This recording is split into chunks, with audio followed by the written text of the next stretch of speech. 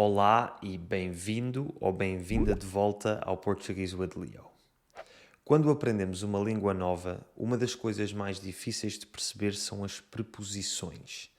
Cada língua tem as suas próprias regras em relação à utilização de preposições e estas muitas vezes parecem meio arbitrárias, sendo muito difícil traduzir preposições de uma língua para outra. Hoje vamos falar sobre 5 verbos que são sempre ou quase sempre seguidos pela preposição a em português. Antes de começarmos, não te esqueças de descarregar o PDF gratuito com o resumo desta lição clicando no primeiro link na descrição. No PDF vais encontrar não só um resumo de toda a informação desta lição, como também muitos exemplos de frases, diálogos e exercícios para consolidares o teu conhecimento.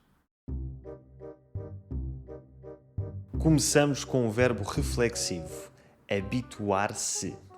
Habituar-se a alguma coisa significa ganhar o hábito ou costume de fazer essa coisa. Em inglês seria to get used to something. Por exemplo, ela habituou-se a acordar cedo. Tens de te habituar a lidar com as críticas. Ele nunca se habituou aos duros invernos do Canadá.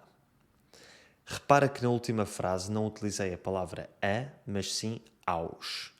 Isto é porque a preposição a é uma das 4 preposições portuguesas que se contraem com os 4 artigos definidos. Ou seja, esta preposição une-se aos artigos definidos o, a, os e as, formando 4 possíveis combinações.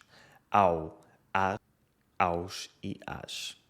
As outras preposições que sofrem este fenómeno são de, em e por. Outro verbo reflexivo. Dedicar-se a uma determinada coisa significa dar do nosso próprio tempo para fazer essa coisa. Em inglês seria to dedicate oneself to something. Normalmente usamos este verbo quando nos referimos às atividades que passamos mais tempo a fazer e que são mais importantes para nós, como os nossos empregos e hobbies. Por exemplo, eu dedico-me à arquitetura.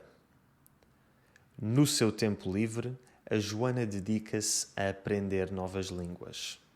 Também usamos este verbo quando queremos dizer que alguém se esforçou muito para fazer determinada coisa. Por exemplo, a equipa dedicou-se ao máximo para concluir o projeto no prazo estabelecido. O nosso último verbo reflexivo, atrever-se. Atrever-se a fazer alguma coisa significa ter a coragem ou a audácia para fazer algo que normalmente implica algum risco, seja físico, emocional ou de qualquer outro tipo. Traduz-se para inglês como to dare to. Aqui vão alguns exemplos. O Miguel não se atreveu a cantar em frente a tantas pessoas. Poucos se atrevem a desafiar as normas estabelecidas pela sociedade. Atrever-te-ias a saltar de paraquedas?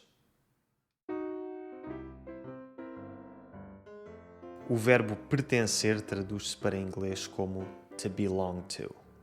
Usamos este verbo para indicar que determinada coisa é a posse ou propriedade de alguém, como nos seguintes exemplos. Este carro azul pertence ao Vítor. Esta casa pertenceu aos meus avós. Também se usa pertencer para indicar que determinada coisa ou pessoa é parte de um todo maior, como um grupo, lugar ou categoria. Por exemplo, Almeida Garrett pertencia à maçonaria. O arquipélago dos Açores pertence a Portugal. O verbo voltar tem 2 significados e em ambos se usa a preposição a. O primeiro significado é quando nos deslocamos para um determinado lugar, por exemplo, numa viagem, e depois vamos outra vez para o lugar de origem. Aqui é sinónimo de regressar e traduz-se para inglês como to return ou to go back. Alguns exemplos de frases são: tive de voltar à loja porque deixei lá a minha carteira. Depois das férias de verão, a Maria estava triste por ter de voltar ao trabalho. O segundo significado do verbo voltar é o de repetir ou retomar uma determinada ação. Aqui usamos voltar a mais o verbo da ação no infinitivo. Por exemplo, tive de voltar a ler o documento porque estava distraído da primeira vez que o li. Quando acabaram as restrições, muitas pessoas voltaram a viajar. Espero que tenhas gostado desta lição rápida de português. Não te esqueças de descarregar o resumo da lição, onde encontrarás mais exemplos de frases, diálogos e exercícios. Obrigado por assistires até ao fim e obrigado aos meus patrons que me apoiam todos os meses. Se gostaste deste vídeo, vais adorar este aqui.